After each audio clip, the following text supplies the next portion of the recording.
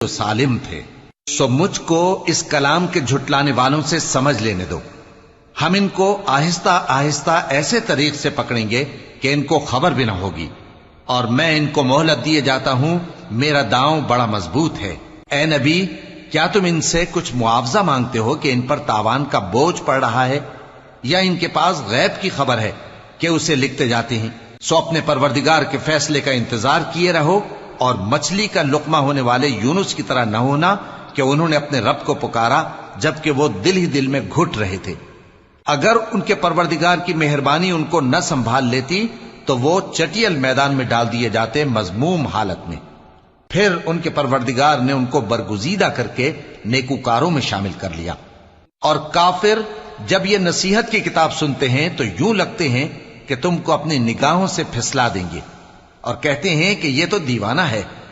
اور لوگوں،